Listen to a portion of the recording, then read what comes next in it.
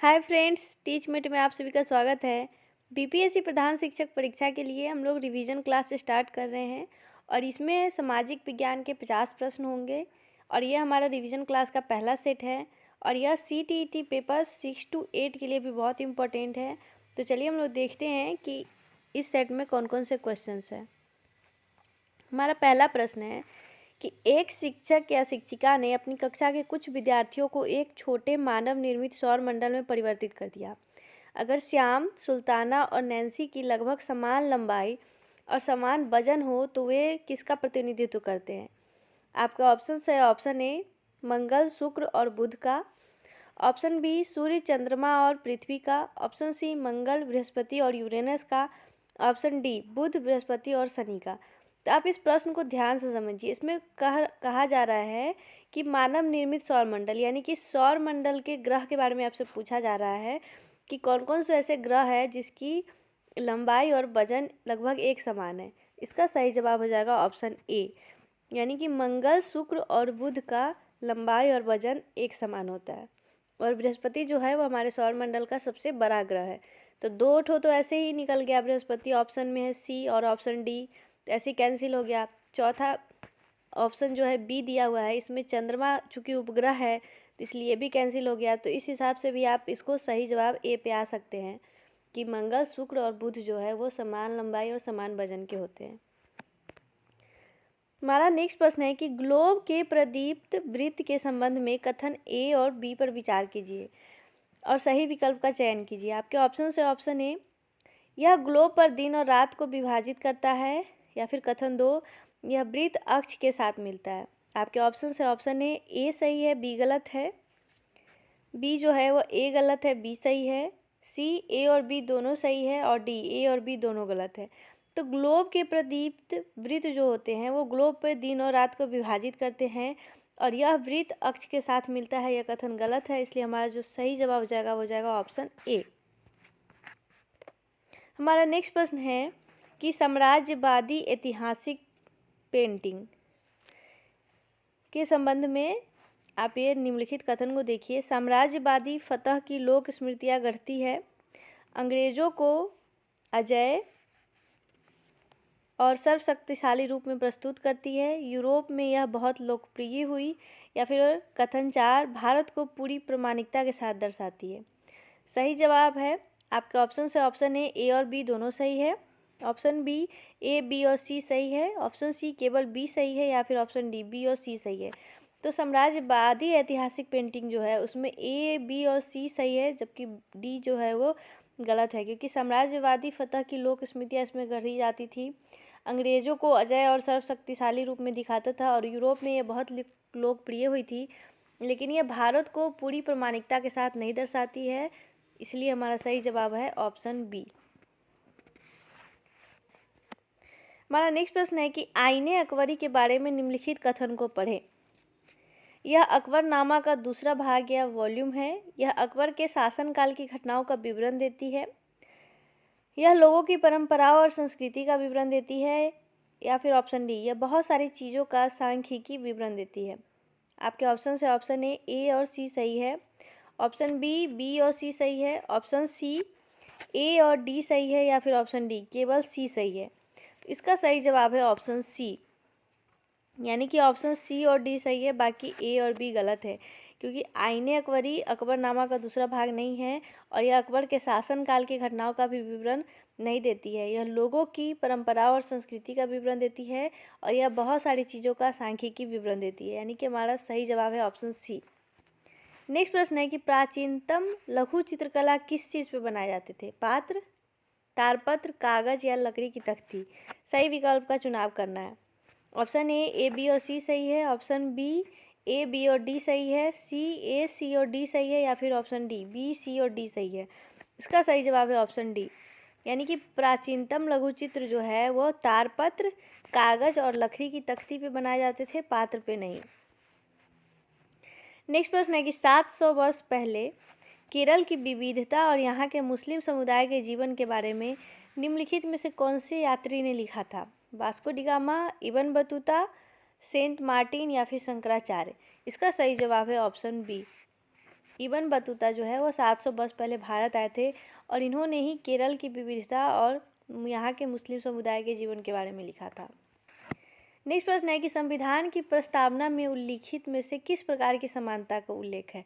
वेतन की समानता, संपत्ति की समानता, रोजगार की समानता या फिर प्रतिष्ठा की समानता। अगर आप लोग संविधान की प्रस्तावना पढ़े होंगे तो उसमें दिया हुआ है कि प्रतिष्ठा और अवसर की समता। इसका सही जवाब है ऑप्शन डी, संपत्ति, वेतन और रोजगार की समता के बारे में प्रस्तावना में कहीं भी उल्लेख नहीं है। नेक्स्ट प्रश्न है कि भारत में नगर निगम के संदर्भ में निम्नलिखित में से कौन सा कथन सही है? वार्ड कमिश्नर या आयुक्त का पद निर्वाचित होता है। वार्ड काउंसलर या पार्षद एक निर्वाचित सदस्य होता है। वार्ड कमिश्नर का चुनाव वार्ड काउंसलर यानी कि पार्षद करते हैं। या फिर ऑप्शन डी, वार्ड कमिश्नर का चुनाव प्रशासनिक कर्मचारी करते हैं। इसका सही जवाब है ऑप्शन बी, वार्ड काउंसलर यानी कि पार्षद जो होता है वह एक निर्वाचित सदस्य होता है। हमारा ऑप्शन बी सही है। नेक्स्ट प्रश्न है कि भारत में महिला रोजगार को प्रोत्साहित करने के लिए कानून है जिनके तहत यह अनिवार्य है कि जिस संस्था में 30 से अधिक महिला कर्मचारी काम करती हैं वहाँ पे डैश होना चाहिए। शिशु सदन, सैनिटरी पैड निकालने की मशीन, महिला अध्यक्ष या फिर यातायात। इसका सही जवाब है ऑप्शन ए, यानी कि शिशु सदन होना चाहिए जहाँ पे महिलाएं अपने बच्चे को रख सके और काम कर सके। जहाँ भी 30 से अधिक महिलाएं काम कर रही हैं वहाँ पे एक बेबी वार्ड का होना बहुत ज़्यादा जरूरी है। नेक्स्ट प्रश्न है कि रोजा पार्क द्वारा बस में अपनी सीट देने से मना करना संयुक्त राष्ट्र अमेरिका में किस आंदोलन का शुरुआती बिंदु बना? जेंडर अधिकार आंदोलन, सार्वजनिक स्थलों में प्रवेश की समानता का आंदोलन, नागरिक अधिकार आंदोलन या फिर श्वेत महिलाओं के लिए न्याय आंदोलन।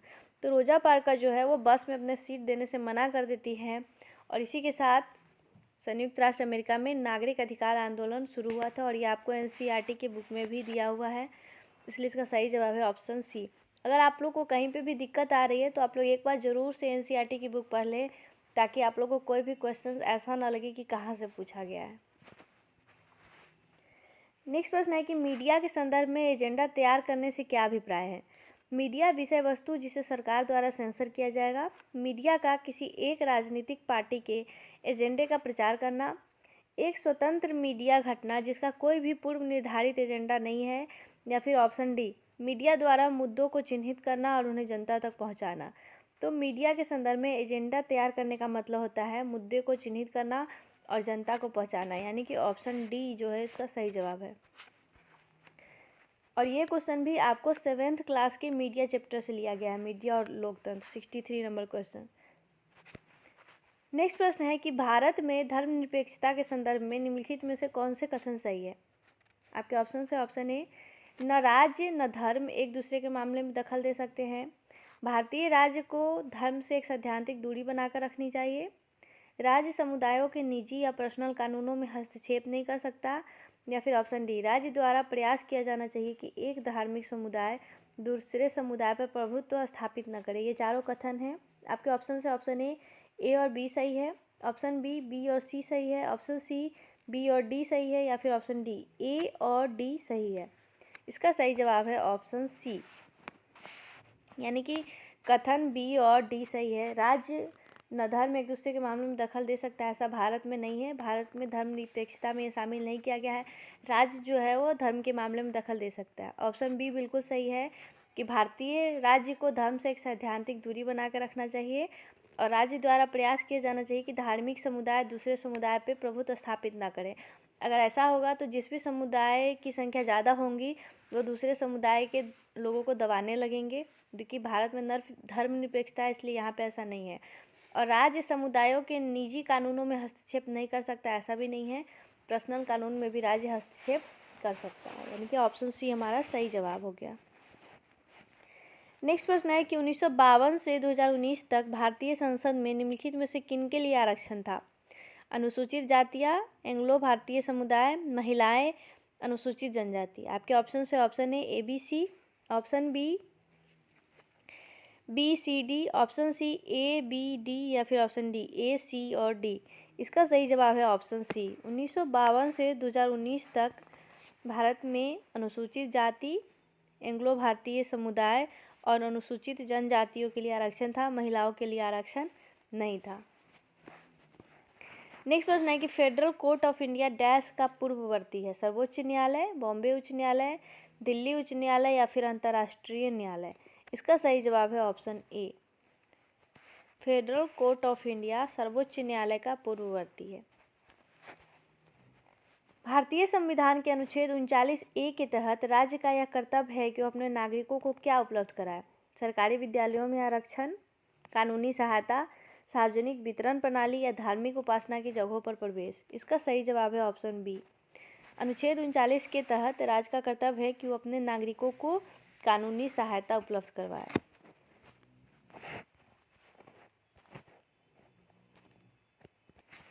हमारा नेक्स्ट प्रश्न है कि न्यायमूर्ति राजेंद्र सच्चर कमेटी द्वारा 2005 में किस समुदाय के आर्थिक और सामाजिक हाशियाकरण पर ध्यान दिया गया? आपके ऑप्शन है option A Sikh, option B Parsi, option C Muslim या फिर ऑप्शन डी ईसाई?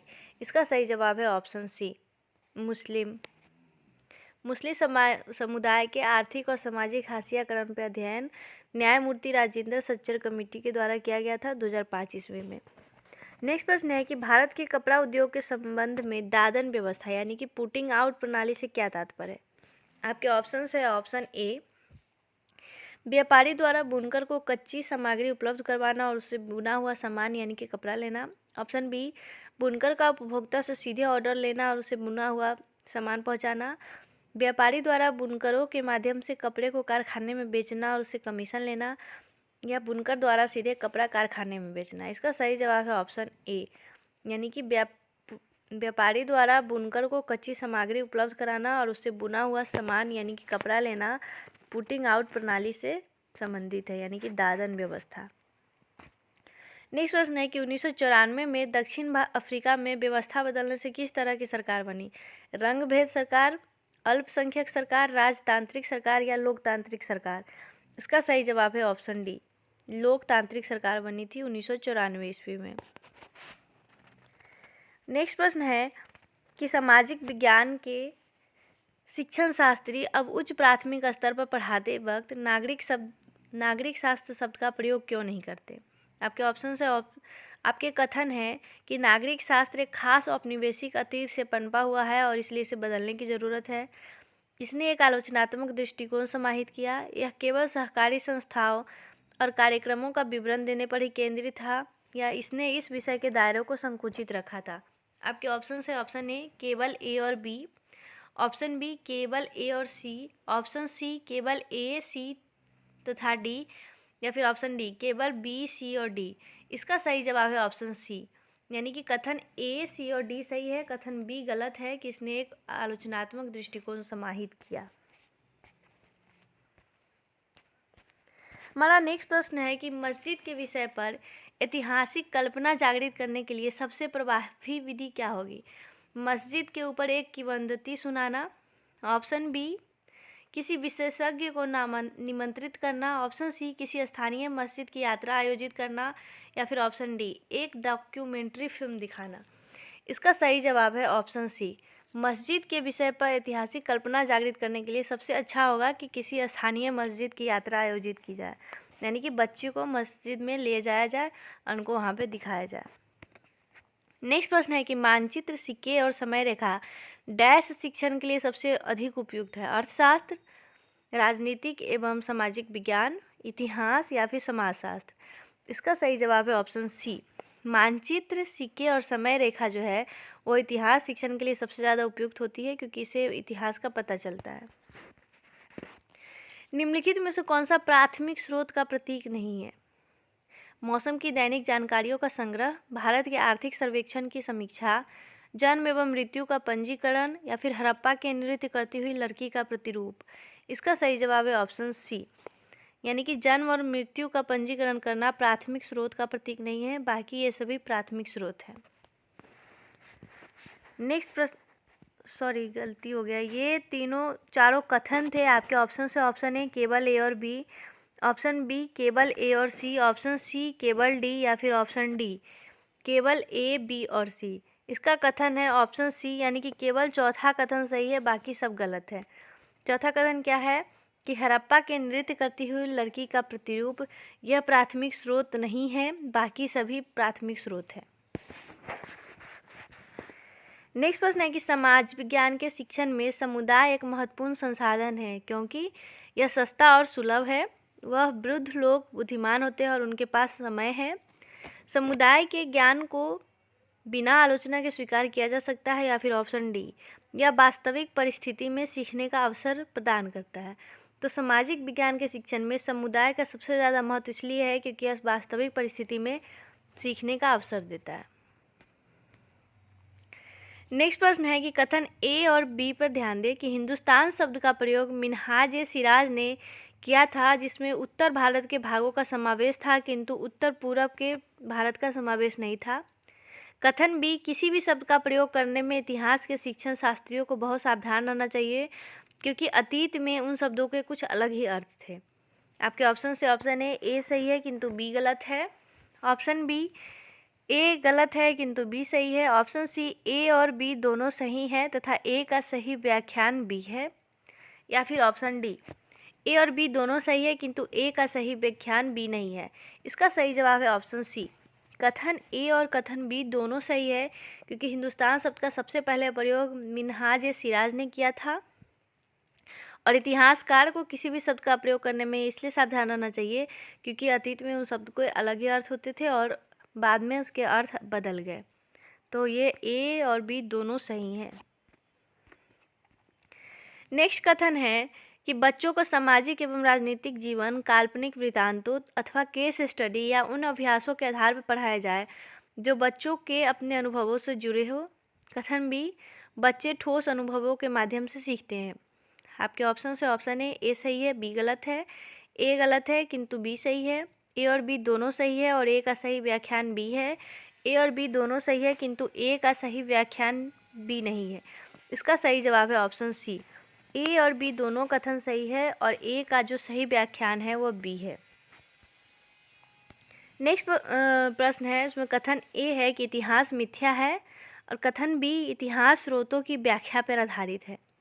आपके ऑप्शन से ऑप्शन ए सही है किंतु बी गलत है। ऑप्शन बी, ए गलत है किंतु बी सही है। ए और बी दोनों सही है और ए का सही व्याख्यान बी है। या फिर डी, ए और बी दोनों सही है और ए का सही व्याख्यान बी नहीं है। इसका सही जवाब है ऑप्शन बी। पहला कथन जो है वो गलत है क्योंकि इतिहास झूठा नहीं है, मिथ्या नहीं है। इतिहास में सच्चाई होती है और इतिहास स्रोतों की व्याख्या पर आधारित है। ये बिल्कुल सही कथन है, इसलिए हमारा सही जवाब हो गया ऑप्शन बी। नेक्स्ट प्रश्न है, यह भी कथन वाला प्रश्न है कि कथन ए, सामाजिक विज्ञान के पाठ्यक्रम के दायरे की विस्तृत होने की संभावना बनी रहती है। कथन बी, बच्चे बाहरी दुनिया के तमाम अनुभवों को कक्षा में लेकर आते हैं। इसका सही जवाब है ऑप्शन सी, यानी कि ए और बी दोनों कथन सही है और ए का सही व्याख्यान बी करता है, इसलिए हमारा सही जवाब हो गया ऑप्शन सी।